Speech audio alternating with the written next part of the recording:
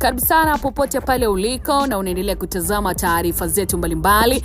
Nikwambie tumejikita katika habari za siasa, habari za kijamii, habari za udaku, michezo pamoja na burudani. So usiache kusubscribe Biomedia kwa ajili ya kuzipata zile nyingi za kihabari. Tuko na mwanadada Mange ambaye ametoboa siri kesi ya Tundu Lissu kuhairishwa baada ya Lissu kuzungumza maneno makali mahakamani. Hii imekaaje? Tuangazie taarifa upande wa siasa ambayo inamhusu mwanasiasa mkongwe kabisa Tundu Antipas Lissu kutoka chama cha upinzani Chadema, ambaye ameibua mjadala baada ya kuonekana akizungumza na baadhi ya watu nje ya chumba cha mahakama kufuatia kuhairishwa kwa kesi yake hadi siku ifuatayo.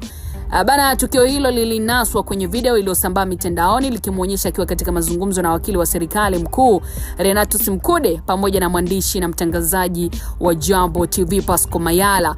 Na kwa mujibu wa maelezo ambayo yaliambatana na video hiyo, Lissu alikutana na Mkude huku akishika kijitabu kinachoaminika kuwa ni nyaraka za kesi husika, na inadaiwa katika mazungumzo hayo alisitiza msimamo wake kuhusu mwenendo wa shauri hilo na kumtaka wakili huyo kufuatilia kwa umakini hatua za kisheria ambazo zinaendelea.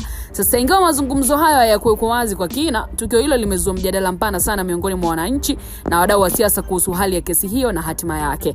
Aidha, wakati wa mazungumzo yake na waandishi hususan mwandishi Pasco Mayala, Lissu alisikika akitoka ulifupi kabisa ambayo ilivuta hisia za wengi akisema yana mwisho haya, akimaanisha kuwa ana matumaini kuwa changamoto anazopitia zitafikia ukomo. Kauli hiyo, mtazamaji, imechukuliwa na baadhi ya watu kama ishara ya msimamo wake thabiti na imani yake katika mchakato wa haki, huku wengine wakitafsiri kama ujumbe wa kisiasa kwa wafuasi wake na umma kwa ujumla.